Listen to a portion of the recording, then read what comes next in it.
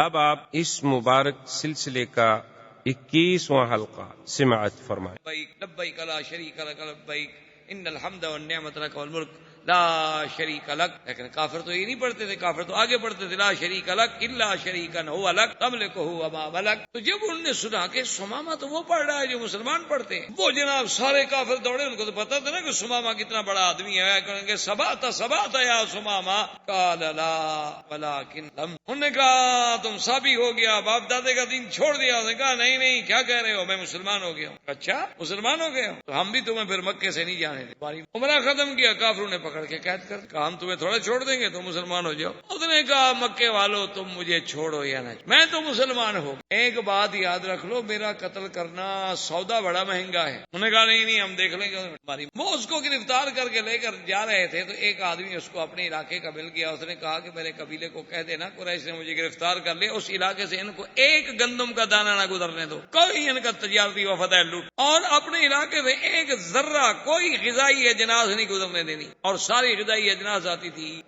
یمامہ سے، تمامہ سے، سارا علاقہ تو وہی آباد تھا۔ اب جناب جب ان کو خبر ملی کہ تمامہ نے یہ کر دیا، انہوں نے کہا اچھا دیکھو ہم آپ کو چھوڑ دیتے ہیں، تم پھر ایسا نہ کرو۔ انہوں نے کہا اب میری مرضی ہے، چھوڑو قتل کرو تمہاری مرضی، میں کوئی معافی شافی نہیں، میں ایک قبیلے کا سردار ہوں اور مجھے بدلہ لینا آتا ہے۔ تم کیا ہو قریش، تمہاری تعداد تو 2000 مقاتل بھی نہیں ہے، میرے پاس 70,000 مقاتل، کیا بچوں والی بات کرتے ہو، مجھے 2 سزائے موت دیتے ہو تو دے دو، میں اپنا بدلہ لوں۔ انہوں نے کہا جی جاؤ تم مہربانی کرو ہم۔ انہوں نے کہا ٹھیک چل پڑ۔ وہاں جانے کے بعد اس نے پورا پابندی لگا دی۔ اب قریش مرنے لگ گئے، اتنے مجبور ہوئے کہ ایک وفد بھیجا مدینہ منورہ میں کہ حضور ہم پر رحم کریں، ہمارا تو ناطقہ بند ہو۔ کہا حضور ہم کہاں جائیں، ٹھیک ہے آپ کا ہمارا اختلاف اپنی جگہ پر ہے، آپ کی ہماری جنگ اپنی جگہ پر ہے، لیکن ہم آپ کے قبیلے کے لوگ ہیں، آپ کے عزیز ہیں، رشتہ دار ہیں، آپ یہی چاہتے ہیں ہم بھوکے مر جائیں، مہربانی کریں آپ سمامہ کو آدمی بھیجے، وہ تو کوئی ایک دانہ نہیں گزرنے دیتا اللہ کا بندہ وہاں سے۔ حضور صلی اللہ علیہ وسلم کو رحم آ گیا، حضور نے فرمایا اچھا ہم اس کو پیغام بھیجتے ہیں اور ہم سے بھی جو مدد ہوگی ہم کریں گے۔ حضور نے پیغام بھیجا، اس نے کہا یا رسول اللہ اب یہ آپ کا حکم ہے، اب آپ تو مجھے جو بھی حکم دیں آپ کہیں تو میں اپنے سر پہ بھی یہاں غذا لے کر ان کو پہنچانے کے لیے تیار ہوں، اگر آپ کا حکم نہ آتا تو پھر میں قریش کو سمجھتا کہ قریش کیا ہے۔ تو انہی اسنا میں یہ سب واقعات جو ہیں تقریباً 5 ہجری کے واقعات ہیں۔ غزوہ خندق، غزوہ احزاب، اسی طرح بنی قریظہ کو سزا، پھر حضور صلی اللہ علیہ وسلم کا بنی غطفان، بنو فزارہ، بنی سلیم، اور ان تمام احابیش اور ان تمام قبائل کے خلاف ایکشن کہ حتیٰ کہ حضور صلی اللہ علیہ وسلم یعنی بذات ہی چلتے چلتے مدینہ منورہ سے آپ اندازہ فرمائیں کہ وادی عثمان میں پہنچے، اور 10 صحابہ جن کی قیادت حضرت ابو بکر کر رہے تھے وہ تو مکے میں بھی پہنچے۔ یعنی اندازہ فرمائیں کہ وجہ کیا تھی کہ حضور کا وہ فرمان اب اللہ نے سچا کر دکھایا تھا کہ نحن نغزو قریشا لم یغزونا بعد اليوم، آج کے بعد ہم قریش پر حملہ کریں گے، ہم قریش پر چڑھائی کریں گے، لیکن اب قریش کو اتنی طاقت نہیں ہوگی کہ وہ ہم پر حملہ۔ اسی واقعات میں اللہ تبارک و تعالی نے سورۃ الاحزاب، قرآن پاک کی سورت کا نام بھی سورۃ الاحزاب ہے، اس میں اللہ تبارک و تعالی نے یہ بات بیان فرمائی ہے کہ اشحۃ علیکم فاذا جاء الخوف رأیتهم ينظرون الیک تدور اعینهم کالذی یغشى علیہ من الموت۔ میرا مدنی جب خوف آئے، ڈر آئے تو ایسے دیکھتے ہیں آپ کی طرف جیسے ان کی آنکھیں موت سے پھٹی جاتی ہیں، موت آ گئی۔ فاذا ذهب الخوف، جب خوف چلا جائے، سلکوکم بألسنۃ حداد اشحۃ علی الخیر، پھر ان کی زبانیں اتنی تیز ہو جاتی ہیں کہ کاٹتے۔ اولئک لم یؤمنوا، وہ ہرگز فاحبط اللہ اعمالهم وکان ذلک علی اللہ، اور اللہ نے قرآن میں نقشہ کھینچا کہ یحسبون الاحزاب لم یذهب، یعنی ان منافقوں کو تو مدینہ منورہ میں رہتے ہوئے ابھی تک یہ خیال تھا کہ وہ لشکر نہیں گیا، یہ ابھی تک اس خیال میں مگن تھے کہ ابھی وہ قریش بیٹھے ہوئے ہیں، خندق کے اس طرف لشکر بیٹھا ہوا ہے، تھوڑا پیچھے ہٹ گیا، بس زیادہ سے زیادہ ان کو یہ خیال تھا، لیکن ان کو پتہ نہیں تھا کہ ہم نے ان کو اڑا دیا ہے۔ یحسبون الاحزاب لم یذهبوا وان یات الاحزاب یودوا لو انهم بادون فی الاعراب یسألون عن انبائکم فلو كانوا فيكم ما قاتلوا الا قليلا. اور میرا مدنی یہ منافقوں کا جب یہ حال ہے، اگر یہ آپ کے ساتھ رہتے اور خندق کو چھوڑ کر نہ بھاگ جاتے پھر بھی نہ لڑتے، کیونکہ جب دل آپ کے ساتھ نہیں. لقد كان لكم في الله اسوة حسنة لمن كان يرجو الله واليوم الآخر وذكر الله كثيرا. فلما رأى المؤمنون الأحزاب قالوا هذا ما وعدنا الله ورسوله وصدق الله. اور جب وہ احزاب لشکر آئے تو جو مومن تھے ان نے جب دیکھا، انہوں نے کہا کہ بالکل اللہ کا جو وعدہ ہے سچا ہے، اللہ کے نبی نے جو کہا تھا سچا ہے. وما زادهم الا ایمانا وتسلیما. ان مومنوں کا تو اور ایمان بڑھ گیا، انہوں نے کہا یہ تو ہونا ہے، ہم پر حملے ہوں گے، ہمیں آزمایا جائے گا. من المؤمنین رجال صدقوا ما عاهدوا اللہ. میرا مدنی ان مومنوں میں ایسے لوگ ہیں جنہوں نے سچا کر دکھایا جو اللہ کے ساتھ وعدہ کیا تھا. فمنهم من قضى نحبه ومنهم من ينتظر وما بدلوا تبدیلا. بعض لوگ ایسے ہیں جو اللہ کے راستے میں اپنی بات پوری کر گئے، بعد ابھی انتظار میں ہیں، وہ ہرگز نہیں بدلے. لیجزی اللہ الصادقین بصدقہم. اللہ ان سچوں کو سچ کا بدلہ دیں گے. ویعذب المنافقین ان شاء. اور چاہیں تو منافقوں کو عذاب دیں. او یتوب علیہم ان اللہ کان غفورا رحیما. اور میرے مدنی ہم نے آپ کی کیسے مدد کی. ورد اللہ الذین کفروا بغیظہم لم ینالوا خیرا. کافر اپنے غصے میں کھولتے ہوئے واپس چلے گئے، کچھ بھی نہ ملا. وکفی اللہ المؤمنین القتال. اللہ نے مومنوں کو قتال سے بھی بچا لیا. وکان اللہ قویا عزیزا. وانزل الذین ظاہروہم من اہل الکتاب من سیاسیہم. اور میرے مدنی ہم نے اتارا اہل کتاب کو، وہ بنی قریظہ، ان کو اپنے ان کے قلعوں سے ہم نے اتارا. وقذف فی قلوبہم الرعب. ہم نے ان کے دلوں میں آپ کا رعب ڈالا. فریقا تقتلون وتأسرون فریقا. ان میں سے ایک پارٹی، ایک جماعت کو قتل کیا گیا، ایک کو قید کیا گیا. وأورثکم ارضہم ودیارہم واموالہم وارضا لم تطئوها. اور میرا بدنی ہم نے آپ کو ان کی زمینوں کا، ان کی حویلیوں کا وارث کیا. وکان اللہ علی شیء قدیرا. اور اللہ تبارک و تعالی ہر چیز پہ قدرت رکھنے والے ہیں کہ ہم نے اپنی قدرت سے اسلام کو غالب کیا، کفر کو مغلوب کیا، اور مدینہ منورہ کی قوت اقتدار کو زیادہ سے زیادہ استحکام بخشا. واللہ تعالی عالم علمہ. اعوذ باللہ من الشیطان الرجیم. بسم اللہ الرحمن الرحیم.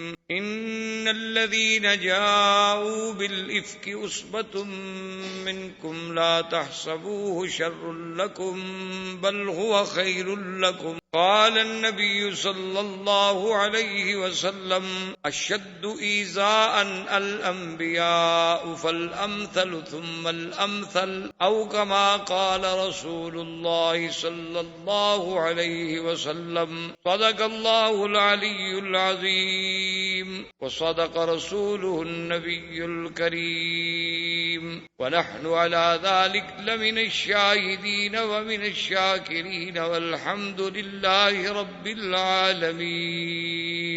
برادران اسلام، واجب الاحترام بزرگوں، بھائیوں، عزیز نوجوان، سیرت نبی پاک صلی اللہ علیہ وسلم کے سلسلہ درس میں الحمدللہ ہم نے غزوہ خندق یا غزوہ احزاب سمجھ لیں، اور اس کے بعد پھر حضور صلی اللہ علیہ وسلم کا بنی قریظہ پر محاصرہ، اور اللہ نے حضور صلی اللہ علیہ وسلم کامیابی عطا فرمائی. یہود کو ذلت و خواری نصیب ہوئی کہ ان کے مقاتلین کو قتل کی سزا دی گئی، اور ان کے باقی جو غلام تھے عورتیں زراری بن گئے، اور پورا مال غنیمت جو تھا وہ مسلمانوں. اس کے بعد حضور صلی اللہ علیہ وسلم یہ فیصلہ فرمایا کہ غزوہ احزاب جن لوگوں نے قریش کے ساتھ مل کر، یہود کے ساتھ مل کر مدینہ منورہ پہ چڑھائی، ان کو سزا دینی چاہیے تاکہ آئندہ کوئی قبیلہ جرأت. تو حضور صلی اللہ علیہ وسلم نے مختلف سرایا بھیجے، کیونکہ اس میں بنی فزارہ نے بھی حملہ کیا تھا، بنو سلیم نے بھی حملہ کیا، سلیم نے بھی حملہ کیا تھا، بنو غطفان نے بھی حملہ کیا تھا، احابیش نے بھی حملہ کیا تھا، یہود نے بھی حملہ کیا تھا،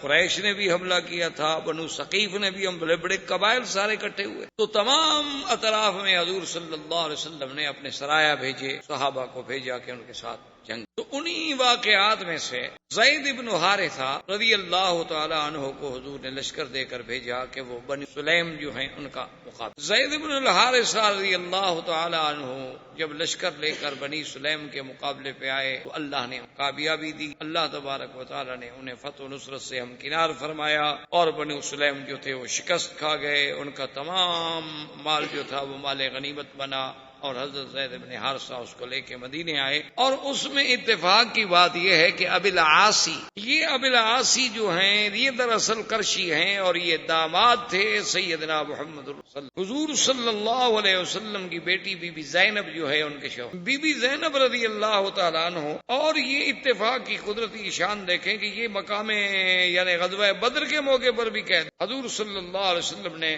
بہرحال ایک تفصیلی واقعہ پہلے چونکہ پڑھ چکے ہیں. آپ نے ان کو چھوڑ دیا تھا اور نے یہ وعدہ لیا تھا کہ بھئی آپ اب مکے میں جا کر میری بیٹی کو مدینہ بھیج، کیونکہ اب تو کافر اور مسلمان کا کوئی اجتماع ہو نہیں سکتا ہے. تو انہوں نے حضور صلی اللہ علیہ وسلم کی بیٹی کو مدینہ منورہ بھجوا دی. اب یہ بنو سلیم کے ساتھ جب زید بن حارثہ نے لڑائی لڑی تو خدا کی قدرت یہ ان کے حلیف تھے، یہ بھی وہاں آئے ہوئے تھے، یہ بھی قید ہو، یہ دوبارہ قید ہو کر مدینہ منورہ. تو بی بی زینب جو ان کی زوجہ تھیں اور سرکار دو جہاں صلی اللہ علیہ وسلم کی بیٹی تھی، ان کو پتا چلا کہ میرا شوہر جو ہے قید بھی ہو گیا ہے اور مدینے بھی آ گیا ہے. اسے پتا تھا کہ قیدیوں کو اب معافی تھوڑی ملے گی اور یہ تو پھر دوبارہ قید ہو کے آ رہا. تو حضور صلی اللہ علیہ وسلم نے جس وقت صبح کی نماز کے لیے اللہ اکبر فرمایا، نماز شروع فرمائی، زینب نے اپنے گھر سے زور سے آواز دی کہ ابی العاصی کو میں نے پناہ دے دی. اس دور میں ایک رواج تھا کہ اگر کوئی بندہ کسی کو پناہ دے دے، اپنے امان میں لے لے، تو اس کو قتل نہیں کیا جائے. مسلمانوں کی حفظ، امان، پناہ کا لحاظ رکھا جاتا تھا. اور یہ ایسا رواج تھا کہ اس کا تو کافر جو تھے مکے کے وہ بھی لحاظ کرتے تھے، مشرکین بھی لحاظ کرتے تھے، تمام جاہل لحاظ کرتے تھے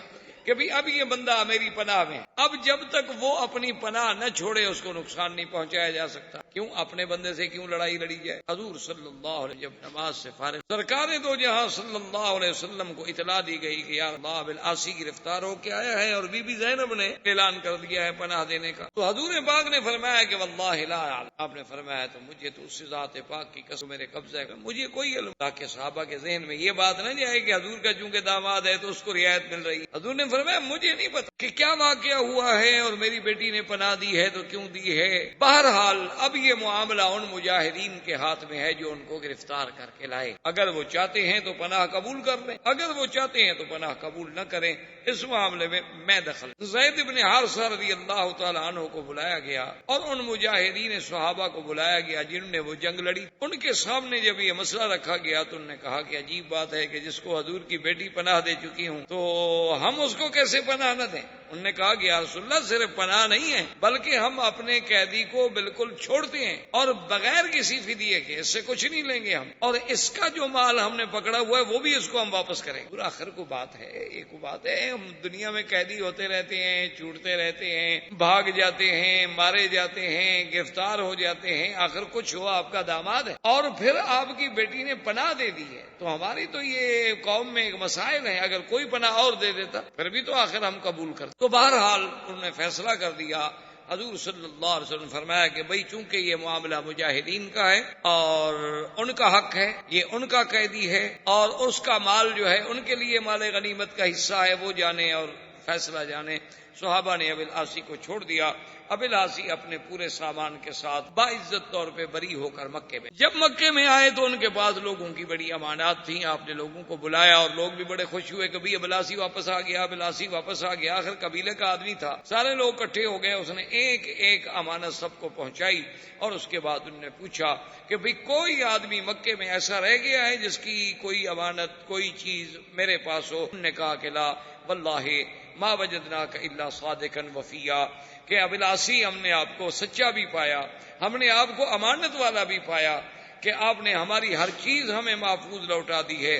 تو اس نے کہا کہ دیکھو اگر تم میری صداقت اور میری عدالت کی گواہی دے رہے ہو تو پھر آج اس بات کے بھی گواہ ہو جاؤ کہ اشہد اللہ الہ الا اللہ اشہد ان محمد، میں نے اسلام قبول کر لیا ہے. میں نے مدینے میں اس لیے اسلام قبول نہیں کیا کہ لوگ کہیں کہ قیدی تھا اس لیے اسلام قبول کیا، اور میں نے راستے میں اس لیے قبول نہیں کیا آپ کہیں گے کہ ہماری امانتیں کھا گیا.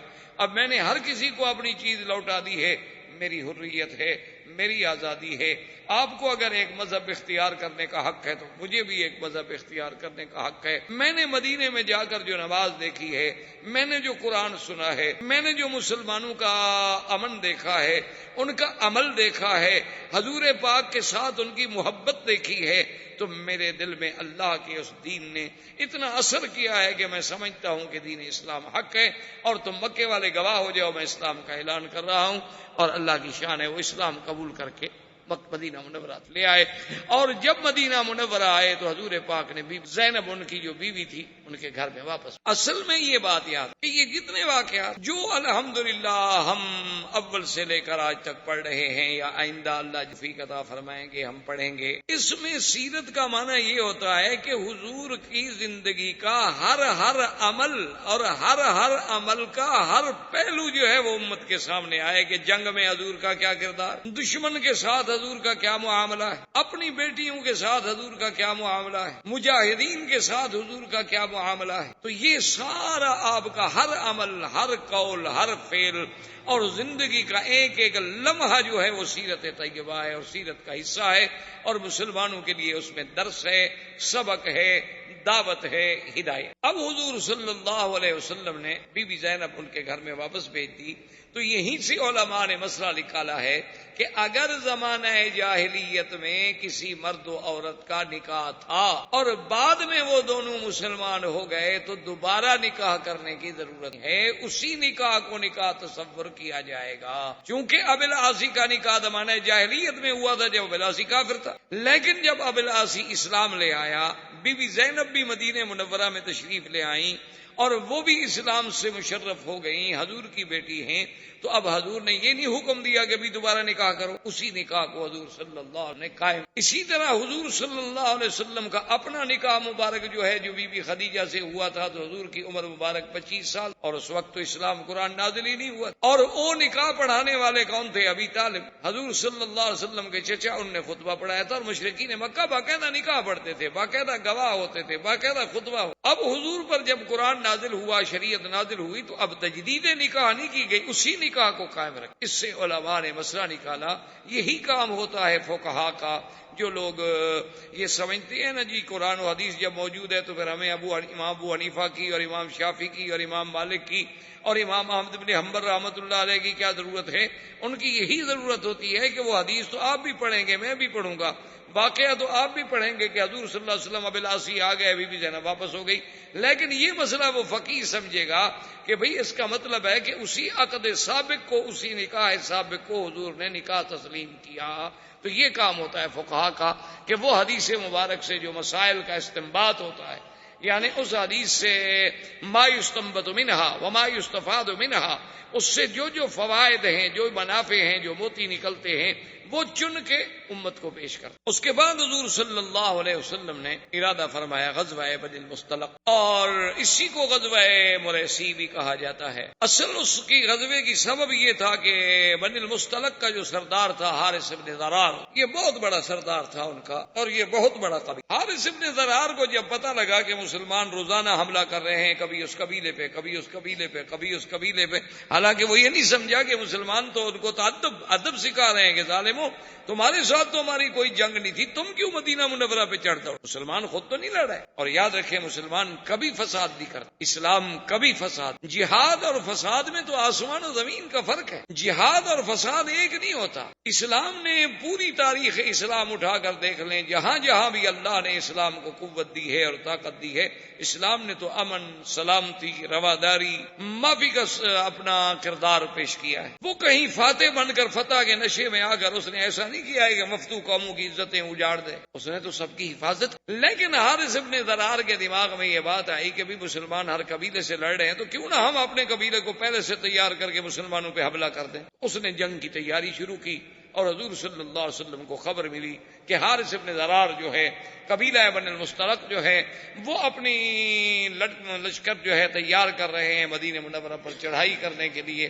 حضور کو جب خبر ملی تو حضور نے فرمایا نحن نغزو ولم یغزونا، ہم چڑھائی کریں گے، وہ نہیں چڑھائی کر سکتے ہم۔ اچھا، ان میں اتنی جرأت ہو گئی ہے کہ وہ اب مدینہ منورہ پر پھر حملہ کرنا چاہتے ہیں۔ انہوں نے فرمایا لشکر تیار ہونے کے بعد حضور صلی اللہ علیہ وسلم خود بھی ساتھ۔ آپ نے فرمایا اچھا، ان میں اب اتنی جرأت ہو گئی ہے کہ وہ پھر مدینہ منورہ پر دوبارہ حملہ کرنا چاہتے ہیں۔ حضور پاک نے سریہ نہیں بھیجا بلکہ خود بھی غزوے میں، اور اس کا بڑی تفصیل سے واقعہ ہے۔ بہرحال قصہ ہے مختصر کہ اللہ نے حضور صلی اللہ علیہ وسلم کو فتح دی۔ حارث بن ضرار جو تھا، اور اتفاق ایسا ہے کہ وہ فتح بھی ایسی ہوئی، ایسی فتح ہوئی کہ ایسی فتح کا کوئی تصور ہی نہیں کر سکتا کہ جنگ شروع ہوتے ہی ان کا سردار حارث بن ضرار اور 10 آدمی جو تھے مارے گئے، اور ان کا پرچم گر گیا، اور سب لشکری جو تھے انہیں ہتھیار کہ یہ تو ایک ہی حلے میں مسلمان نے ہمارے 10 بڑے بڑے سورما جو تھے مار ڈالے، تو آگے کیا ہوگا؟ اور وہ قبائل کے لوگ تھے، انہوں نے دیکھا کہ ہمارا سردار بھی مارا گیا، اور 10 بڑے بڑے ہمارے جنگجو جو تھے وہ بھی مارے، اور بڑی بات یہ ہے کہ ہمارا پرچم جو تھا وہ نیچے گر گیا۔ اس کا مطلب ہے کہ ہماری شکست واضح ہے، تو لہٰذا انہوں نے بھی ہتھیار ڈال دیے، شکست ہو گئی۔ یہ حارث بن ضرار کی بیٹی تھی جویریہ بی بی، یہ قیدیوں میں حضور صلی اللہ علیہ وسلم کے حصے میں آئی۔ حضور پاک نے اسے آزاد فرمانے کے بعد نکاح فرمایا اور اپنی بیوی بنا کے امہات المومنین میں شامل۔ یہ بی بی جویریہ وہ بیوی ہیں کہ جن کے بارے میں سیدہ عائشہ صدیقہ رضی اللہ تعالی عنہ فرماتی ہیں کہ واللہ ما رأیت احدا، میں نے اپنے امرأۃ لہا تکریم کتکریم جویریہ، میں نے ایسی عورت آج تک روئے زمین پہ نہیں دیکھی کہ جس کی وجہ سے اتنی بڑی عزت ملی ہو اس کی قوم کو۔ جب بی بی جویریہ سے حضور نے نکاح فرمایا تو سارے صحابہ اکٹھے، انہوں نے کہا خدا کے بندے یہ سوچو کہ بی بی جویریہ حضور کی بیوی بن گئی، اس کی قوم کے جو ہمارے پاس غلام ہیں وہ تو حضور کے سسرال ہیں، یہ تو ہمارے لیے بہت بڑا مسئلہ ہو گیا۔ بی بی جویریہ سے حضور نے شادی فرما لی ہے، اب ان کے سارے رشتہ دار ہم نے پکڑے ہوئے ہیں، ہمارے پاس غلام ہے، بھی ہم تو بھئی آزاد کرتے ہیں، ہم تو حضور کے رشتہ داروں کو غلام نہیں بنا سب نے آزاد کر۔ تو بی بی جویریہ کی وجہ سے پوری قوم کو آزادی مل، تمام قوم کے غلام جو تھے وہ آزاد ہو گئے۔ اس لیے بی بی عائشہ فرماتی ہے کہ ایسی عورت تو ہم نے کوئی نہیں دیکھی کہ جس کی عزت کی وجہ سے پوری قوم چھوٹ جائے۔ اور بی بی جویریہ کی شادی جو تھی وہ بھی ایک عجیب حسن اتفاق ہے کہ بی بی صاحبہ فرماتی ہیں کہ اس واقعے 3 راتیں قبل میں نے خواب کہ ایک چاند مدینہ منورہ سے چلا ہے، وہ بدر میں آتا ہے، بدر سے پھر وہ ہمارے قبیلے کے اوپر آتا ہے، اور اس کے بعد آسمان سے اترتے اترتے اترتے میری گود میں آ جاتا ہے۔ تو میں نے اسی وقت سوچ لیا تھا کہ اس چاند سے مراد اور کوئی نہیں ہو سکتا ما سوا محمد، کیونکہ ایسے واقعات پہلے بھی گزر چکے تھے، قرآن و حدیث میں بھی ایسے واقعات آ چکے تھے کہ جب سیدنا یوسف نے خواب دیکھا، انہوں نے کیا خواب دیکھا تھا کہ انی رأیت 11 کوكبا والشمس والقمر رأیتهم لی ساجدین، کہ 11 تارے اور سورج چاند، تو 11 تارے سے مراد ان کے بھائی تھے، اور سورج چاند سے مراد حضرت یعقوب تھے اور ان کی خالہ، تو ان کی تشبیہ جو تھی وہ بھی تو پھر پیغمبر کے ساتھ۔ اس لیے بی بی جویریہ فرماتی ہیں کہ جب میں نے یہ خواب دیکھا تو میں نے اسی وقت سمجھ لیا تھا کہ کوئی بات ضرور ہے، چاند سے مراد تو حضور محمد مصطفیٰ، اور میری گود میں کیسے آ گئے، یہ کیسے ہوتا ہے، مجھے کیسے ملیں گے، یہ بات ابھی میں سوچ رہی تھی، اور 3 دن کے بعد میں حضور کی بیوی بن گئی۔ اور بعین ہی اسی طرح بی بی عائشہ صدیقہ رضی اللہ تعالی عنہا نے خواب دیکھا کہ ایک چاند آسمان سے اترتا ہے اور میرے کمرے میں آ کے غائب، اس کے بعد پھر ایک اور چاند، وہ بھی میرے حجرے مبارک میں آ کے غائب ہو جاتا ہے، اور اس کے بعد پھر ایک اور چاند اترتا ہے، وہ بھی میرے حجرے میں آ کے غائب ہو جاتا ہے۔ اتنے میں صبح ہو جاتی ہے، میری آنکھ کھل جاتی ہے، اور سیدنا ابی بکر رضی اللہ تعالی عنہ تعبیر رویا میں بہت بڑے ماہر، یعنی حضور صلی اللہ علیہ وسلم سے جب کوئی خواب پوچھنے آتا تو حضور یا تو خود تعبیر عطا فرما دے یا کہتے ابو بکر تم تعبیر۔ تو بی بی عائشہ فرماتی ہے کہ میں نے اپنے ابا جان سے یہ اپنا خواب بیان کیا تو سیدنا ابو بکر چپ ہو گئے۔ میں نے کہا ابا جان کی تعبیر دیں، فرمایا اچھا عائشہ جب وقت آئے گا تو میں بتلا دوں گا۔ اور کہتی ہیں کہ فلما توفی رسول اللہ صلی اللہ علیہ وسلم ودفن فی حجرتی، جس دن حضور پاک کی وفات ہوئی اور حضور سرکار دو جہاں میرے حجرے میں دفن ہوئے، تو میرے ابے نے کہا کہ عائشہ ھذا اول قمر، آج پہلا چاند تو تیرے گھر میں آ گیا۔ اس کے بعد پھر سیدنا صدیق دفن ہوئے، اس کے بعد پھر سیدنا عمر دفن۔ سیدہ عائشہ نے جو خواب دیکھا تھا وہ خواب بعین ہی اسی طرح سچ۔ اب حضور صلی اللہ علیہ وسلم جب واپس آ رہے تو قاعدہ یہ ہوتا تھا کہ راستے میں جہاں کوئی چشمہ ہوتا تھا چھوٹا موٹا پانی کا، وہیں پڑاؤ ڈالا جاتا تھا کہ بھئی کچھ پانی بھی پی لیا جائے، کچھ جانور بھی پانی پی لیں، اونٹ گھوڑے بھی پانی پی لیں، اور کسی نے کچھ اللہ نے توفیق دی ہے کچھ کھانا پکانا ہے تو وہ بھی کھا لیں، ایک چھوٹے سے چشمے پر۔ اور ویسے اصول یہ بنایا تھا صحابہ نے کہ چشمے پر جب قافلہ اتر جاتا تو سب سے پہلے جو لوگ ہیں وہ بھیجے جاتے کہ حضور پاک کے لیے پانی تاکہ آپ کی ضرورت جو ہے سب سے پہلے پوری کی جائے. اس کے بعد پھر صحابہ پر ایک شخص تھے جن کا نام تھا جہجاہ، یہ حضرت عمر کے غلام، اور یہ مہاجر یعنی مکے کے رہنے والے، مکے سے آنے. اور ایک آدمی تھے سنان، وہ انصار کے رہنے والے یعنی مدینہ منورہ کے رہنے والے، اور ان کا تعلق جو ہے بے اعتبار قبیلے کے عبداللہ ابن ابی ابن سلول. لیکن سنان مسلمان تھے پکے. اب جب جہاں پہنچے، یہ حضرت عمر کے خادم تھے، مشکیتا لے کے پہنچے کہ حضور کے لیے اور ابو بکر عمر کے لیے پانی بھر لیں.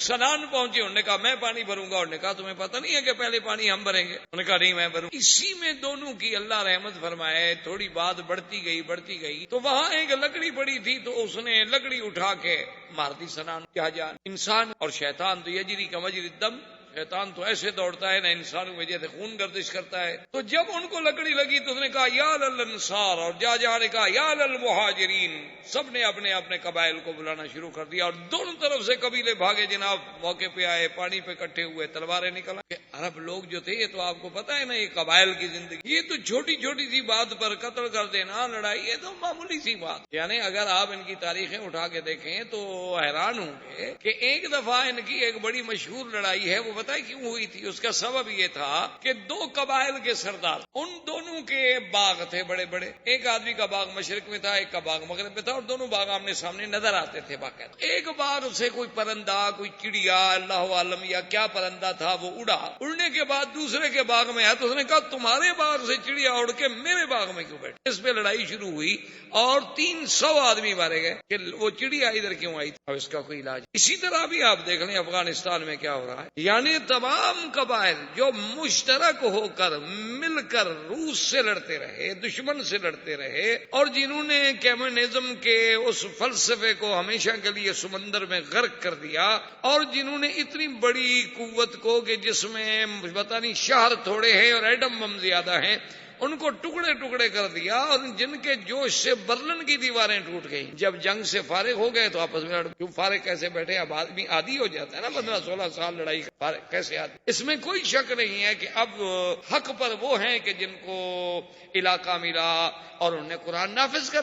اب ان کے ساتھ لڑنا جو ہے تو سیدھی بات ہے کہ خلاف اسلام ہے، لیکن چین نہیں آتا. کوئی جھگڑا ہے، تاجک کہتے ہیں کہ ہم ازبک کو کیوں مان لیں، ازبک کہتے ہیں ہم تاجک کو کیوں مان لیں، وہ کہتے ہیں ہم پشتون کو کیوں مان لیں، وہ کہتے ہیں ہم فارسی بان کو کیوں مان لیں. یہ کیا بات؟ تو یہ قبائل جو ہیں نا، اللہ پاک رحمت فرمائے، یہ بہرحال عجیب سے ہوتے ہیں. ابھی 3 سال قبل کی بات ہے، میں بھی سفر میں کوئی ٹرائبل ایریا سے، قبائلی علاقے جو ہیں جہاں کوئی قانون نہیں ہے، تو وہاں سے گزر رہے تھے. مغرب کی نماز کا وقت ہو گیا، ہم 2-3 گاڑیوں میں تھے. میرے ساتھی سے کبھی نماز کا وقت ہو رہا ہے، خدا کے لیے کوئی مسجد تلاش کرو بھائی. اور وہ تو ماشاءاللہ علاقہ پٹھانوں کا ہے، پٹھان تو اللہ کا فضل ہے، نمازی تو بہت پکے. میں نے کہا بھی یار کو مسجد دیکھو تاکہ ہماری جماعت نہ نکل جائے. اب ایک مسجد آئی تو وہ جناب چلو جی چلو آگے چلو. پھر ایک اور مسجد آ گئی، جی اور آگے چلو. پھر ایک اور مسجد، یعنی 5-6 مسجدیں ہم کراس کر گئے. تو میں اپنے استاد جو میرے ساتھ بیٹھے ہوئے تھے، اس علاقے کے بڑے اہم آدمی تھے، وہاں کے خان تھے، اور وہاں خان جو ہوتے ہیں نا وہ بڑی ہیں. تو میں نے کہا خان یہ آپ کیا کر رہے ہیں؟ ہماری نماز جا رہی ہے. اس نے کہا مکی صاحب یہ بات، میں وہ مسجد ڈھونڈ رہا ہوں جس کے ساتھ حجرہ نہ. کوئی حجرہ کیا؟ اور نے کہا جس مسجد کے ساتھ حجرہ ہوتا ہے،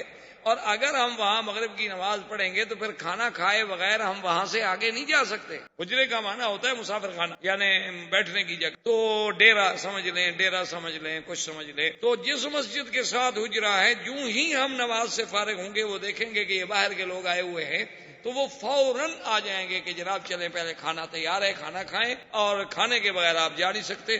اور اگر آپ کھانا نہ کھائے تو پھر آپ دشمن ہیں، پھر مقابلہ کریں، کلاشنکوف نکال. کیونکہ جو کھانا نہ کھائے وہ تو دشمن ہے. ابراہیم علیہ السلام نہیں دیکھا کھانا نہیں کھایا، فاوجد منهم خیفہ، تو ابراہیم علیہ السلام ڈر گئے، یہ کھانا کیوں نہیں کھا؟ قالوا لا تخف، نے کہا اب نہ ڈرے، ہم تو فرشتے ہیں، ہم تو کھاتے ہی. تو یہ پرانا عرب میں اور قبائل میں روایت. اس نے کہا میں وہ مسجد ڈھونڈ رہا تھا کہ جس کے جو حجرہ نہیں ہوگا تو وہ دعوت نہیں کریں گے، کیوں مسجد میں تو کھانا کہاں سے کھلائیں. تو میں نے کہا اللہ کے بندے. اس نے کہا حضرت اللہ کے بندے کی بات نہیں ہے، میں نے تو وہاں اتنا بڑا آدمی اکٹھے کیے ہوئے ہیں اور اتنا ہم نے وہاں جناب انتظام کیا ہوا ہے کہ آپ یہاں حجرے میں کھانا کھا لیتے تو ہمارا تو کھانا خراب ہو گیا. مسافر ہیں نا وہاں تو لیٹ بھی پڑ سکتے ہیں، ہماری دعوت تو خراب مت کرو. یہ اچھی بات ہے بھائی، نماز چلی جائے، خان کی دعوت جو ہے وہ لے. خیر بہر عالم نماز. تو یہ قبائل کی باتیں. تو جب دونوں قبائل اکٹھے ہوئے، حضور کو اطلاع ملی، حضور صلی اللہ علیہ وسلم جلدی سے تشریف لائے. دونوں کے درمیان الوداع والجاہلیہ وانا بین ظہرانیکم، اب نے فرمایا خبردار، یہ کیا کر رہے ہو؟ انصار مہاجر مہاجر انصار، یہ کیا ہے؟ میں تمہارے اندر موجود ہوں اور پھر تم وہی جاہلیت کے نعرے بلند کر رہے ہو؟ قومیتوں کا جھگڑا، حسب کا جھگڑا، نسب کا جھگڑا،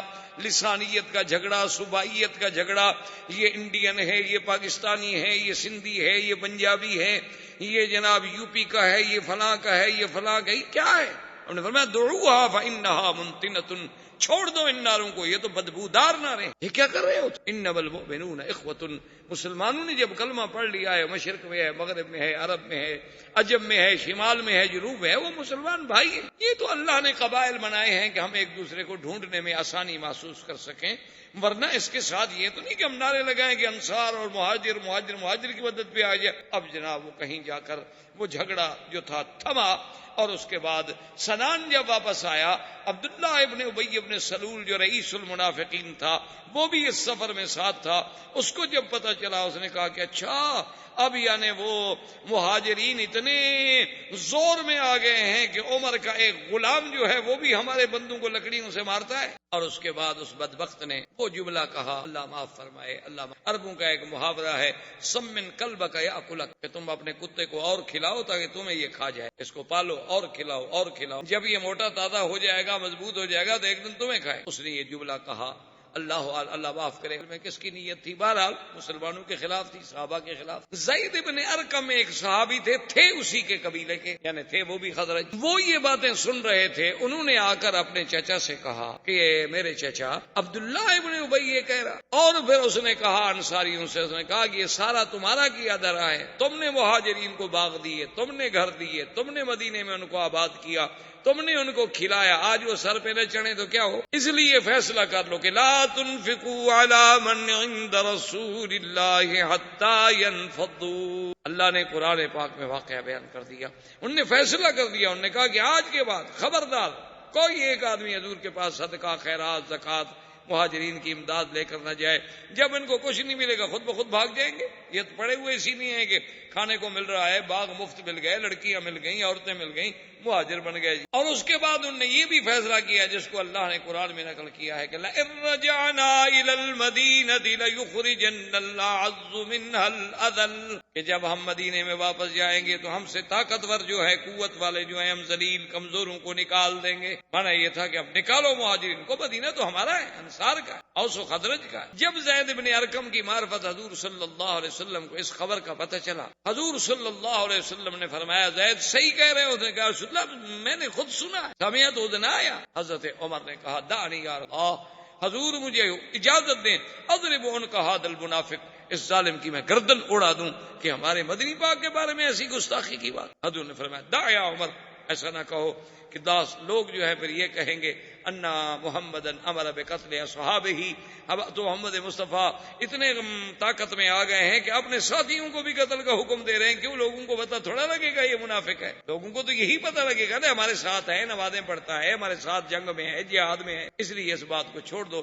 اب حضور پاک نے ایک اور حکمت عملی اختیار فرمائی، حضور نے حکم دیا الرحیل، قافلہ چلو۔ صحابہ کہتے ہیں کہ ہم نے کبھی زندگی میں نہیں دیکھا تھا کہ اس وقت میں حضور قافلہ چلائیں، قافلہ تو ہمیشہ آرام سے چلتا تھا۔ قافلے کا طریقہ ہوتا تھا کہ قافلے جو ہیں صبح صبح چلتے تھے اور پھر گرمی کے وقت پہ رک جاتے تھے، پھر شام کو چلتے تھے، پھر ساری رات آخر متاخر اللیل تک چلتے رہتے، پھر آرام کرتے، پھر صبح کو چلتے، پھر دوپہر میں رک جاتے، چونکہ اونٹوں کے قافلے صحرا کا سفر۔ لیکن حضور نے فرمایا الرحیل، چلو۔ وہ کہتے ہیں ہم حیران ہیں کہ حضور رکنے کا نام بھی نہیں لے رہے، چل رہے چل۔ اصل حضور کا مقصد یہ تھا کہ اب جو ان قبیلے میں وہ جو گرمی پیدا ہو گئی ہے یہ کہیں پھر ٹکرا نہ جائے، ان کو اتنا سفر میں الجھا دیا جائے کہ یہ تھک ہار کے سب۔ حضور صلی اللہ علیہ وسلم کی حکمت عملی تھی کہ متواتر سفر، بس نماز کے لیے حضور رکتے اور کہتے چلو، نماز کے لیے رکتے حضور اور کہتے چلو، سب کہتے۔ تو لازماً الحمدللہ اس کا یہ اثر ہوا کہ وقتی طور پر وہ جو بات کرنا اور مدینہ منورہ یہ کہا۔ لیکن خدا کی قدرت دیکھیں اور اللہ کی شان دیکھیں کہ ایسے واقعات میں اور ایسے سفر میں عظیم عظیم عبرتیں، واقعات، حوادث پیش، کیونکہ سفر کا یہ عالم تھا،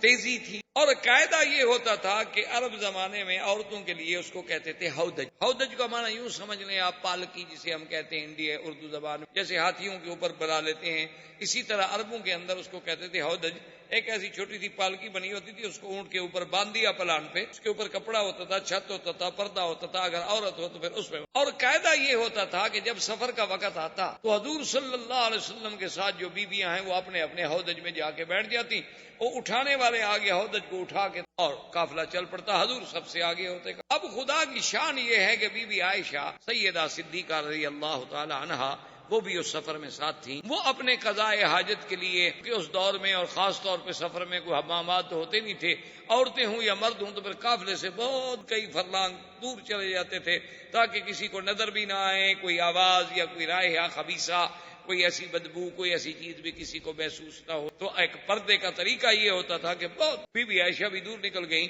واپس جب آئیں تو قافلہ چلا گیا، کہ قافلہ تو رکنے کا نام ہی نہیں لے رہا تھا نا، حضور چلا رہے تھے نا قافلے کو دھڑا دھڑ۔ اب بی بی عائشہ جب واپس آئیں کہا بھی قافلہ چلا گیا اور صحرا کا سفر ہے، اب اگر میں پیچھے دوڑوں تو کوئی سوال ہی پیدا نہیں ہوتا کہ میں اونٹوں کو پکڑ لوں، آدھے گھنٹے کا بھی فرق پڑ جائے تو بس پھر تو قافلہ گیا۔ اور اگر میں نہ ڈھونڈوں تو اس نے کہا بی بی عائشہ نے کہ میں نے یہی سوچا کہ سب سے بہتر بات یہ ہے کہ بس اسی جگہ، کیونکہ آخر کسی وقت تو حضور کو علم ہوگا نا کہ بی بی عائشہ نہیں ہے، کیونکہ حضور کی عادت مبارک تھی قافلے کو چلانے کے بعد وہ کبھی کبھی اپنی سواری جو تھی وہ عورتوں اپنے بیویوں کے اونٹوں کے قریب لا کے پوچھ لیتے تھے کہ کوئی تکلیف تو نہیں، خیریت ہے، کوئی پانی ہے، اس کے پھر چلے جاتے۔ میں کہا کبھی تو حضور میرے اونٹ کے قریب آئیں گے نا، پوچھیں گے، جب آواز نہیں آئے گا تلاش کریں گے، جب تلاش کریں گے تو یہ جگہ ڈھونڈنا تو قبیلے کے لیے آسان ہے قافلے، لیکن اگر میں خود عقل دوڑاؤں تو اس کا معنی یہ ہے کہ موت کے سوا چارہ۔ حضور صلی اللہ علیہ وسلم نے ایک اور انتظام بھی فرمایا کہ ایک صحابی تھے جن کا نام تھا صفوان ابن معطل، بڑے شان۔ حضور نے ان کے ذمے ایک ڈیوٹی لگائی ہوئی تھی کہ تم جو ہے کم از کم 4-6 گھنٹے قافلے سے پیچھے رہا اکیلے،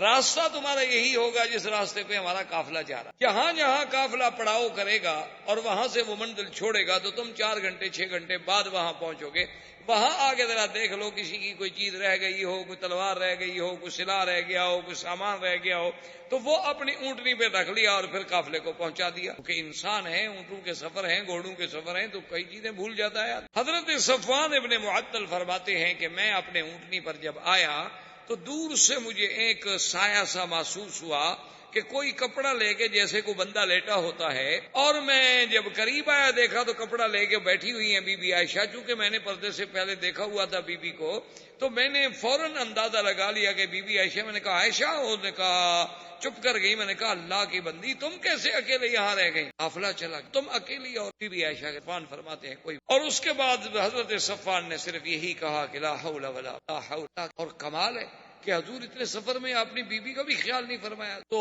بی بی عائشہ کہتی ہیں کہ واللہ ما رأیت رجلا امینا ولا، میں نے ایسا شخص سخی بھی اور امن نے آ کے میرے قریب اونٹ اپنے کو بٹھایا اور خود اور پشت دے کر کھڑے ہو گئے تاکہ میں اونٹ میں بیٹھ جاؤں۔ اونٹ پہ چڑھتے ہوئے بیٹھتے ہوئے، ممکن ہے عورت ہے نا، چادر اتر جائے، دوپٹہ اتر جائے، کچھ ہو جائے، دور کھڑے ہو گئے۔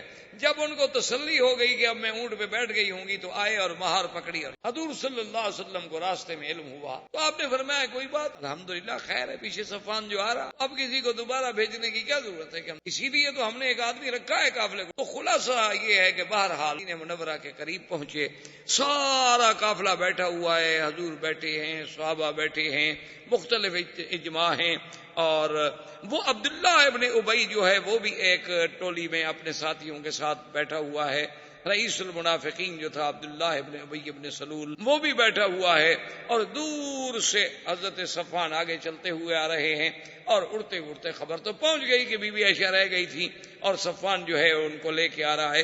جب وہ قریب آئے تو اس بدبخت نے کہا کہ واللہ ما نجا منہا ولا نجت، کہنے لگا بہرحال یہ نہیں ہو سکتا کہ وہ اس سے بچ گئی ہو یا یہ اس سے بچ گیا ہو، ایک جوان لڑکی ہو، ایک جوان آدمی ہو، سارا ہو، علیحدہ ہو، یہ ہو نہیں سکتا کہ بچ، نعوذ باللہ اللہ، یعنی اتنی بڑی۔ اور یہ بات ایسا ایسا ایسا چل نکلی۔ اب یہ بات چل نکلی، اتفاق کی بات یہ ہے، بی بی عائشہ فرماتی ہے کہ جب میں سفر سے واپس آئی تو میں بیمار ہوں اور مجھے کوئی پتہ، اور 20 دن متواتر میں بیمار رہی حضور کے گھر میں، اور اس بیماری میں یہ عالم تھا کہ مجھے بخار کی تکلیف تھی، اور میرے پاس چونکہ میرے ابا اور اماں آتے تھے اور کوئی آتا نہیں تھا، ان نے جب مجھے بات ہی نہیں بتائی، مجھے کیا پتا، لیکن میں نے اتنا ضرور محسوس کیا کہ حضور کی محبت میں فرق، حضور صلی اللہ علیہ وسلم کا جو التفات تھا، جو حضور کا محبت تھی اور توجہ تھی، میرے ساتھ آگے بات کرتے تھے، مجھے بہلاتے تھے، مجھے تسلی دیتے تھے،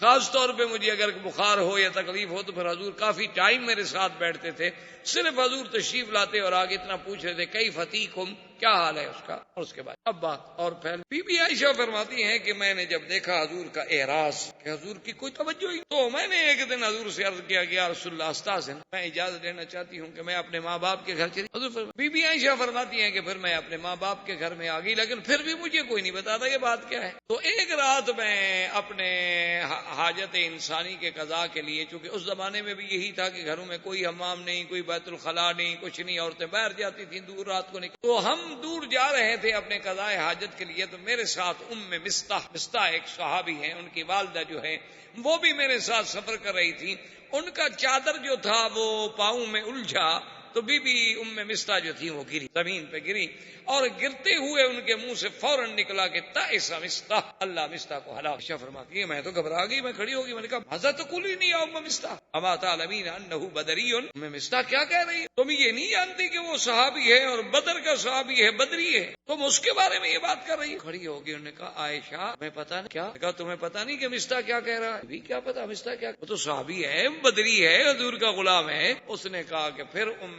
مستح نے مجھے سارا واقعہ سنایا کہ کیسے تم قافلے سے پیچھے رہ گئیں، کیسے صفوان کے ساتھ پہنچی، عبداللہ ابن ابی ابن سلول نے کیا کہا، اس کے بعد یہ باتیں پھیلنا شروع ہو گئیں، تو اس میں میرا بیٹا مستح، حمنہ بنت جہش اور حضرت حسان جیسا شاعر رسول اللہ، بڑے بڑے مسلمان بھی الجھ گئے، کیونکہ جب بات نکلتی ہے اثر رکھتی، اسی لیے کسی نے کہا نا کہ جو بات نکلتی ہے اثر رکھتی ہے، پر نہیں طاقت پرواز مگر، اب بات اڑنی شروع ہو، پھر کس سے بندے گئے، پھر ہر آدمی اپنے عقل کے مطابق سوچتے کہ ہاں جی بات تو ٹھیک ہے، ایک نوجوان لڑکی ہو اور جنگل ہو، اکیلا مرد ہو، یار کیسے ہو سکتا ہے، ہر آدمی پھر اپنی سوچ، اختر کی بات کا لوگوں نے افسانہ کر، لیکن اللہ نے جن کو اچھی سوچ دی ہے وہ اس وقت بھی اچھی سوچ۔ حضرت ابو ایوب الانصاری رضی اللہ، جو حضور صلی اللہ علیہ وسلم کے مدینہ منورہ میں سب سے پہلے میزبان، انہوں نے جب یہ واقعہ سنا، گھر میں آئے، اپنی بیوی کو یہ بات سنائی،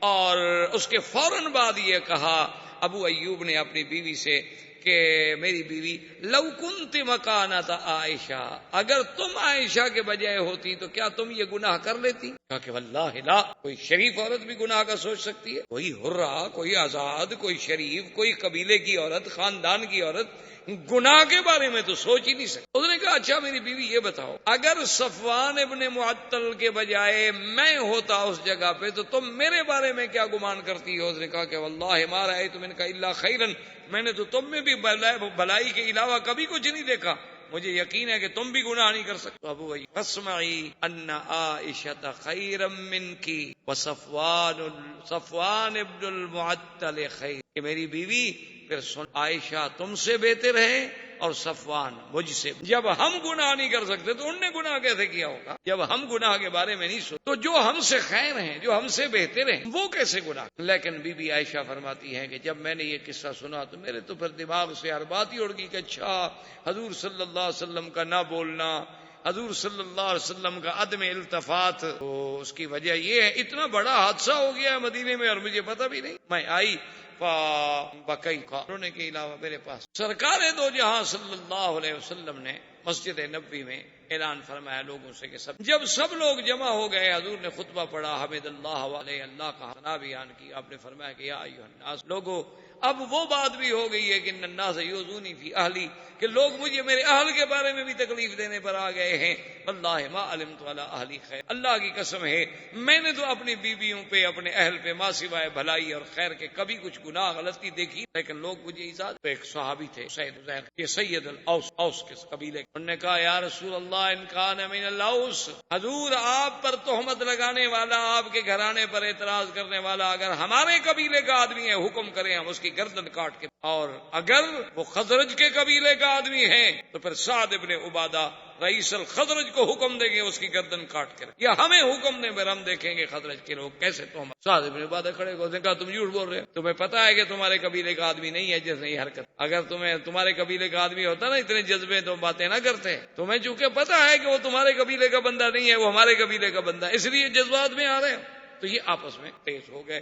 حضور اٹھے درمیان سے، آپ نے فرمایا اچھا تم لوگ بجائے میری ہمدردی کرنے کے اپنی قبائلی الجھنوں میں پھر الجھ گئے. جب حضور چلے گئے تو ڈر گئے، حضور ناراض. اس کے بعد حضور صلی اللہ علیہ وسلم نے حضرت اسامہ اور حضرت علی، آپ نے فرمایا اسامہ جو کہ تم میرے بیٹے ہو، میرے بچے ہو، محبوب ہو، میرے بیٹے کے بیٹے ہو، اور ہمارے گھر میں آنا جانا، تمام بیویوں کے ساتھ ملنا، بچوں کی طرح ساتھ رہے ہو، تمہاری کیا رائے ہے، تم کیا سمجھتے ہو؟ نے کہا یا رسول اللہ خیرا، میں نے تو کبھی آپ کے گھر میں کوئی غلطی دیکھی. میں کیا بات؟ حضور بی بی عائشہ میں کوئی. حضور نے فرمایا علی ابن ابی طالب تم بتلاؤ تو ہمارے عزیز ہو تمہاری. تو حضرت علی کہتے ہیں کہ خدا کی قسم ہے میرا مقصد صرف یہ تھا کہ حضور کے ذہن پر جو بوجھ ہے نا وہ کسی طرح اتر جائے. میں نے کہا یا رسول اللہ ایک عورت کی وجہ سے اتنا اہمیت دینی اور اتنا دکھ پریشانی لے لینی کیا ضرورت ہے؟ آپ کچھ شادی کرنا چاہتے اور شادی کرو، کیا ہے؟ اگر ایسی کوئی بات ہے تو ایک عورت کا ہی ہے نا مسئلہ. اور اگر آپ تحقیق چاہتے ہیں تو پھر بی بی عائشہ کی جو خادمہ ہے بی بی بریرہ جو ان کی کنیز ہے ان سے تحقیق کریں، چونکہ کنیز 24 گھنٹے قریب رہتی ہے، اس کو زیادہ معلومات. حضور نے فرمایا اچھا علی تم تھا. حضرت علی رضی اللہ تعالیٰ نے بی بی بریرہ کو بلایا اور کہا کہ بتلاؤ. اس نے کہا کہ علی خدا کی قسم واللہ ما علمت علیہ خیرا، میں نے تو بی بی عائشہ کا کبھی کوئی غلطی نہیں دیکھی. ہاں ایک دفعہ ایک غلطی دیکھی تھی کہ میں نے آٹا گوندا اور آٹا بی بی کو دے کے میں چلی گئی کہ اس آٹے کا خیال رکھنا. میں واپس آئی تو یہ کھیل رہی تھی اور آٹا جو تھا بکری کھا رہی. یعنی غافل تو ہے، بچوں والی باتیں تو ہیں اس میں. اتنا تو ہے کہ غفلت کر جاتی ہے، کسی چیز کو سنبھال نہیں پاتی، لیکن یہ تو نہیں کہ میں نے اس پہ کبھی گناہ دیکھا. حضرت علی غصے میں آ گئے، انہوں نے کہا کہ بریرہ دیکھ یہ میرے نبی کی عزت ہے، اگر ایسی بات ہے تو میں تو تیری چمڑی نکال. انہوں نے کہا تمہاری جو مرضی ہے کہو، میں نے تو بی بی عائشہ پہ کبھی گناہ دیکھا ہی نہیں. میں کیا یہ اصل وجہ تھی جو بی بی عائشہ اور حضرت علی کی ناراضگی ہو گئی، جس کو پھر لوگوں نے بڑا چڑھا. اصل وجہ یہ تھی کہ بی بی عائشہ اس بات کو ہمیشہ یاد کرتی تھی کہ حضرت علی تو آخر کچھ ہو، کتنا بڑا مقام ہو، لیکن میرے تو بیٹے تھے، ان کو بھی اپنی ماں کے بارے میں شبہ تھا کہ میری آپ کنیز کو کہیں کہ تمہاری چمڑی اتر. اور نبی سے کہتے ہیں کہ جی حضور بی بی کو چھوڑ دیں اور شادی کر لیں. اگر حضور غصے میں مجھے طلاق دے دیتے تو میں تو ساری زندگی کے لیے ماری جاتی. تو یہ کیسا میرا بیٹا ہے جو ایسے مشورے دے رہا. حالانکہ کہا کہ واللہ عائشہ خدا کی قسم حضور جب اتنے اداس تھے تو میں حضور کو کیسے تسلی، حضور کو مطمئن کرنے کا تم مجھے بتاؤ میرے پاس کیا حل تھا. یہی تھا کہ دیکھو جی میں نے نوکرانی کو ڈانٹا ہے، میں نے بی بی بریرہ کو ڈانٹا ہے، میں نے یہ تحقیق کی، میں نے یہ تحقیق کی، اور حضور کے دماغ سے بوجھ اتارنے کے لیے میں نے کہا حضور اگر آپ چاہتے ہیں تو چھوڑ دیں. تو یہ سارے واقعات ہونے کے بعد حضور صلی اللہ علیہ وسلم نے بعض روایات میں ہے کہ آپ نے سیدنا عمر، آپ نے فرمایا عمر تمہاری کیا رائے؟ اس نے کہا حضور میں آپ کے گھر کے بارے میں بات کر. آپ نے فرمایا میں پوچھ رہا ہوں، میرا حکم ہے. تو انہوں نے کہا حضور اگر تو آپ کا حکم ہے تو پھر میں بھی آپ سے کچھ پوچھوں تو آپ ناراض تو نہیں ہو جائیں گے؟ فرمایا کہ بالکل. انہوں نے کہا حضور یہ تو بالکل واضح مسئلہ ہے، آپ مجھے یہ بتائیں کہ عائشہ کے ساتھ شادی آپ نے خود کی ہے یا اللہ نے کرائی؟ نے کہا حضور یہ تو 2 اور 2 4 کا مسئلہ ہے، یہ تو مسئلہ ہے ہی نہیں کوئی مشکل. میں کیا مطلب؟ نے کہا حضور آپ یہ فرمائیں تزوجت بعائشہ او ان اللہ زوجک بعائشہ، آپ نے خود شادی کی یا اللہ نے کرائی؟ فرمایا عجیب بات کر رہے ہو، تو جبریل تصویر لے کے آئے، اللہ کے حکم سے شادی ہوئی.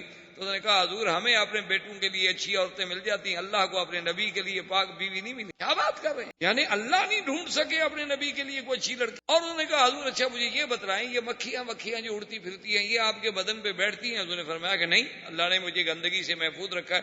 انہوں نے کہا حضور اللہ آپ کے بدن پہ گندی مکھی نہیں بیٹھنے دیتا، گندی عورت بیٹھنے دیتا ہے. کیا بات کر رہے ہیں؟ فسران صحابہ کہتے ہیں حضور کا چہرہ جیسے گلاب کا پھول کھلتا ہے نا، کھل گیا کہ واقعی میرا گھر تو پاک ہے، میں تو بلا وجہ پریشان. حضور فوراً تشریف لے آئے. بی بی عائشہ کہتی ہے میں لیٹی ہوئی تھی. حضور نے فرمایا کہ اچھا عائشہ دیکھو اگر کوئی غلطی ہے کچھ ہے تو توبہ. اور جب حضور نے یہ کہا تو بی بی عائشہ کہتی ہے کہ میں بھی تو آخر کرشی خاندان کی عورت تھی نا، میرے آنکھوں میں پھر خون، میرے پھر جذبات کب. میں نے اپنے ابا اماں سے کہا عجیب رسول اللہ جواب دیں. انہوں نے کہا ماذا نقول، ہم کیا جواب؟ میں نے کہا یا رسول اللہ تو میں نہیں توبہ کرتی، آج میرا وہی حال ہو گیا ہے، کہ اگر میں جھوٹ کا اقرار کر لوں تو آپ مجھے سچا مانیں گے، اور اگر میں سچی بات کروں کہ میں بے گناہ ہوں، میرا کوئی گناہ نہیں ہے، تو آپ مجھے نہیں مانتے۔ میرے ماں باپ بھی میری صفائی دینے کے لیے تیار نہیں، آپ اللہ کے نبی ہو کر مجھے کہتے ہیں توبہ کرو، اس کا مطلب ہے کہ آپ مجھے گناہ گار سمجھتے ہیں۔ میں نہیں، تو میں نے گناہ کیا نہیں، واللہ بریۃ، میرا اللہ گواہ ہے کہ میں بری۔ اور بیوی کہتی ہے کہ میں نے کہا کہ یا رسول اللہ میرے پاس کوئی جواب نہیں مگر میں وہی جواب کہوں گی۔ کہتی ہے اس غصے میں، اس اپنے جذبے میں آ کے میں حضرت یعقوب کا نام بھی بھول گئی، مجھے حضرت یعقوب کا نام بھی بھول گیا۔ میں نے کہا اقول کما قال ابی یوسف، جیسے یوسف کے ابا نے کہا تھا میں بھی وہی بات کہتی ہوں، لیکن مجھے یعقوب علیہ السلام کا نام بھی اس غصے میں بھول گیا۔ فصبر جمیل واللہ المستعان علی ما تصفون۔ میں نے کہا حضور پھر میرا بھی وہی جواب ہے کہ میں صبر کرتی ہوں، اللہ میری بات کہتی ہے۔ اس کے بعد وحی نازل ہونی شروع ہوئی، اور میں نے دیکھا میرے ابا اماں کی جان نکل رہی ہے کہ خدا جانے وحی آ گئی، کیا ہوتا ہے پتہ نہیں، ہماری بیٹی کے بارے میں کیا حکم آتا ہے۔ لیکن کہتی ہے اللہ مطمئنہ، میں مطمئن تھی، مجھے پتا تھا کہ اللہ پاک بے گناہ کے خلاف اللہ عادل۔ کہتی ہیں کہ جب وحی اتری اور وحی ختم ہوئی، حضور صلی اللہ علیہ وسلم ابشری عائشہ، عائشہ مبارک ہو، ان اللہ قد برأک من السماء، اللہ نے تیری گواہی دی ہے آسمانوں سے کہ تو پاک ہے۔ حضرت ابی بکر نے کہا قومی عائشہ فشکری رسول اللہ، عائشہ اٹھو اللہ کے نبی کا شکریہ ادا کرو۔ عائشہ کہتی میں نے کہا لا اشکر رسول، میں اللہ کے نبی کا شکریہ ادا نہیں کرتی، آپ نے مجھ پر کون سا اعتماد کیا ہے؟ انی اشکر الذی انزل الوحی من العرش، میں اس کا شکر ادا کروں گی جس نے عرش سے میری گواہی۔ اور بی بی عائشہ فرماتی ہیں خدا کی قسم ہے مجھے یہ امید نہیں تھی کہ میرے بارے میں قرآن اترے گا اور قیامت تک پڑھا جائے گا۔ میں سمجھتی تھی کہ زیادہ سے زیادہ اللہ حضور کے دل میں بات ڈال دیں گے کہ بھی آپ کی بیوی پاک، یا زیادہ سے زیادہ حضور صلی اللہ علیہ وسلم کو خواب دکھلا دیا جائے گا کہ آپ کی بیوی پاک ہے، لیکن میں یہ امید نہیں کر سکتی تھی کہ میرے بارے میں اللہ قرآن اتاریں گے اور قرآن قیامت تک پڑھا جائے گا۔ لولا اذ سمعتموہ قلتم ما یکون لنا ان نتکلم بہذا سبحانک ھذا بہتان عظیم۔ اللہ نے قرآن کا پورا رکوع اتارا بی بی عائشہ صدیقہ کی۔ اسی لیے آج دیکھیں دنیا میں اختلاف ہے کہ بھی شیعہ کافر ہے یا نہیں ہے، لیکن اس پہ پوری دنیا کے علماء اہل سنت کا اتفاق ہے کہ جو آدمی بی بی عائشہ کو پاک نہ سمجھتا ہو اس کے کفر میں، کیونکہ بی بی عائشہ کی برات تو قرآن میں ہے۔ اب جو بی بی عائشہ کو پاک نہ سمجھے اس کا مطلب یہ ہے کہ اس نے قرآن کا انکار کر، اس نے تو اللہ کے فرما اور قرآن کی ایک آیت کا انکار جو ہے وہ کفر ہے۔ تو بی بی عائشہ کو اللہ نے یہ عظمت اور یہ شان عطا فرمائی، اور اللہ نے حکم دیا کہ جن لوگوں نے، اچھا خدا کی قدرت دیکھو کہ جو منافقین تھے انہوں نے تو بات کی نا طریقے سے، لیکن مسلمان بیچارے تو کھل کے بات کہہ بیٹھے۔ تو 3 مسلمانوں جن میں حضرت حسان، حضرت مصطح اور بی بی حمنہ، ان کو جھوٹی تہمت لگانے کے کوڑے لگائے، اور حضرت ابو بکر صدیق نے جو مصطح پہ خرچ کرتے تھے آپ نے فرمایا واللہ لا بعد ذلک، خدا کی قسم ہے کہ مصطح آج کے بعد پھر میں تمہارے اوپر خرچ نہیں کروں گا کہ تم بھی میری بیٹی پہ تہمت لگانے میں شریک ہو جاؤ اور میں تمہارے گھر کے خرچے برداشت کروں۔ اللہ نے قرآن نازل کیا الا تحبون ان یغفر اللہ لکم واللہ غفور الرحیم، کیا تم یہ نہیں چاہتے ہو کہ تم بھی معاف کر دو جیسے اللہ نے معاف کر دیا ہے؟ تو حضرت صدیق نے کہا تبت الی اللہ، میں قسم کا کفارہ دوں گا، مصطح پہلے جو میں تمہیں خرچ دیتا تھا اب اس سے دگنا خرچ۔ یہ سارے واقعات جو ہیں یہ 5 ہجری کے بعد پیش آئے، 6 ہجری کی ابتدا ہو چکی تھی، زندگی باقی تو بات باقی، وما علینا الا البلاغ۔ السلام علیکم ورحمۃ اللہ وبرکاتہ۔ برادران اسلام، واجب الاحترام بھائی، اس سیرہ نبویہ کے سرکار دو جہاں صلی اللہ علیہ وسلم سے ایک اختصار کے ساتھ ہم 6 ہجری کے واقعات آئے، اور اس عظیم واقعے کے بعد براءت سیدہ عائشہ سرکار دو جہاں صلی اللہ علیہ وسلم ایک خواب، اور اس خواب میں اللہ تبارک و تعالی صلی اللہ علیہ وسلم یہ دکھلایا صلی اللہ علیہ وسلم صحابہ کے ساتھ عمرہ کر رہے ہیں، اراکین عمرہ سے، ارکان عمرہ سے فارغ ہو کر سر مڈا رہے ہیں، بال کٹا رہے ہیں، اور یہ خواب جو ہے سرکار، اصل مسئلہ یہ ہے کہ عام انسان کا خواب اور ایک اللہ کے مقبول بندوں کا خواب ہوتا ہے، اور ایک انبیاء علیہم السلام، ایک خواب ہوتا ہے عامۃ المسلمین کا، یعنی عام، اس میں تو کبھی خیر بھی ہے، کبھی شر ہوتا ہے، کبھی اچھا بھی ہوتا ہے، برا بھی ہوتا ہے، کبھی احلام بھی ہوتے ہیں، کبھی جو ہمارے اوپر دن میں واقعات گزرتے ہیں اسی کا ایک عکس جو ہے وہ لاش کی طرف منتقل ہوتا ہے، اور ایک خواب ہوتا ہے اہل اللہ کا، اللہ کا، عباد اللہ، وہ تقریباً خیر اور تقریباً زیادہ حق اور سچ کے قریب اور ایک خواب ہوتا ہے اللہ کے انبیاء علیہم الصلاۃ والتسلیم کا جو خواب ہے وہ تو بالکل ایسے ہوتا ہے جیسے ان پر اللہ کی وحی نازل، جیسے وحی میں کوئی شبہ نہیں، نبی کے خواب میں انبیاء علیہم الصلاۃ والتسلیم کے خواب۔ اور اس کی وجہ یہ ہے کہ نبی جتنے اللہ نے بھیجے ہیں علیہم الصلاۃ، ان کو اللہ نے شیطان کے حملے اور تسلط سے محفوظ، یعنی شیطان ان پر تو جب شیطان کے تسلط سے محفوظ ہو، اب صاف بات ہے کہ انہیں جو بھی رویا ہوگا، خواب ہوگا، وہ رحمان سے ہوگا، شیطان ہوئی۔ اس لیے انبیاء علیہم السلام کے خواب کو اور ایک عام مسلمان کے خواب کو آسمان و زمین کا یعنی وہ تو واحد، جیسے کہ سیدنا ابراہیم الخلیل علیہ السلام نے بھی خواب دیکھا تھا اور اس کے بعد بڑا تفصیل سے واقعہ ہے۔ اب اس ضمن میں تو صرف چونکہ بعض اہم باتیں میں عرضتا ہوں تاکہ بات ہو جائیں۔ تو جب سیدنا ابراہیم علیہ السلام نے سیدنا اسماعیل علیہ السلام پہ ذکر کیا کہ یا بنی انی ارا فی المنام، کہ میرے بیٹے میں نے خواب میں دیکھا انی اذبح، کہ میں تمہیں ذبح کر رہا ہوں، فانظر ماذا تری۔ اب اس بات پہ آپ غور کریں، فیصلہ کریں کہ آپ کی رائے کیا۔ تو سیدنا اسماعیل علیہ الصلوۃ والتسلیم نے جو جواب، وہ جواب مبارک یہ تھا، قال یا ابت افعل، بجان آپ کریں جو اللہ نے آپ کو حکم۔ سمجھتے تھے کہ میرے باپ کا خواب جو ہے وہ اللہ کا حکم ہے، صرف خواب نہیں۔ انبیاء علیہم الصلوۃ والتسلیم کا خواب جو ہے وہ تو بالکل اس طرح ہوتا ہے کہ جیسے اللہ کی وحی ہو، اس میں کوئی شک ہو، کوئی ریب۔ اور اس ضمن میں ایک بات آپ کو یہ بھی عرض کر دوں کہ اگر آپ خواب اور وہ خواب ڈراؤنا ہے، خطرناک ہے، اس کا علاج بھی سرکار دو جہاں بتا دی کہ اپنے بائیں طرف دیں۔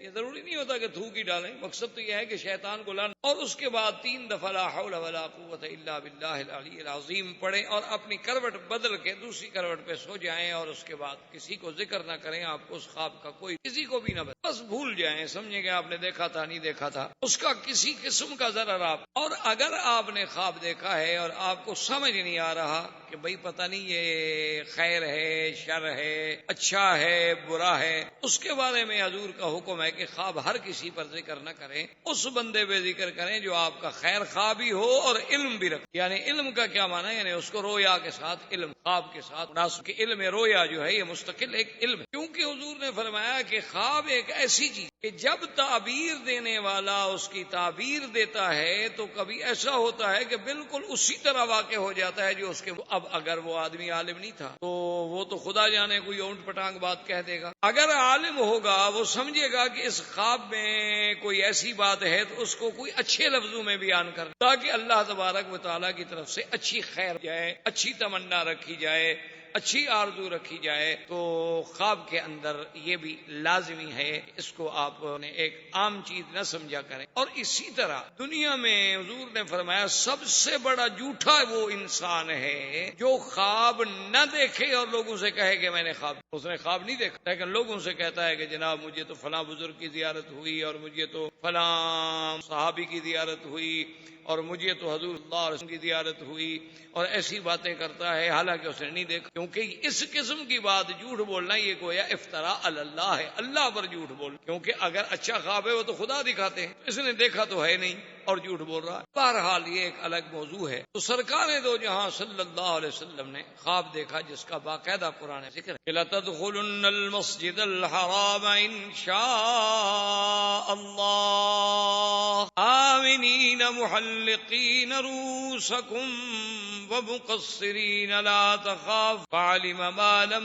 تَعْلَمُوا فَجَعَلَ مِن دُونِ ذَلِكَ فَتْحًا قَرِيبًا۔ اللہ کے خواب آپ حرام میں داخل اور امن، اور پھر بعض محلقین رؤوس مقصرین، تم میں سے کوئی سر منڈانے والے ہوں گے، کوئی بال کٹانے والے ہوں، اور کوئی خوف۔ جب سرکار دو جہاں صلی اللہ علیہ وسلم نے یہ خواب دیکھا، خواب دیکھنے کے بعد آپ نے اعلان فرما دیا کہ میں نے عمرے پہ جانا ہے، اور جو آدمی اپنی خوشی سے، اپنی خواہش سے، اپنی تمنا سے عمرے پہ جانا چاہیں وہ میرے ساتھ عمرے پہ، اور جو آدمی نہ جانا چاہے کوئی پابندی نہیں۔ تو بہرحال حضور صلی اللہ علیہ وسلم تقریباً جو صحیح روایات میں موجود ہے 1400 صحابہ تیار ہوئے جنہوں نے عمرے کا ارادہ. حضور صلی اللہ علیہ وعلا آلہ واصحابہ صحابہ کو لے کر مدینہ منورہ سے روانہ ہوئے اور ذوالحلیفہ پر، جسے آج کل بیر علی کہتے، جو آج کل مشہور جگہ ہے مدینہ منورہ سے 6-7 کلومیٹر کے فاصلے پہ، اسے ابیار علی کہا جاتا ہے، بیر علی کہتے. پرانے دور میں اس کا نام ذوالحلیفہ. بعض لوگوں نے یہ کہانیاں بھی بنا رکھی ہیں کہ جی یہاں ایک دیہ ہوتا تھا اور حضرت علی نے پکڑ کے کنویں میں قید کر دیا تھا،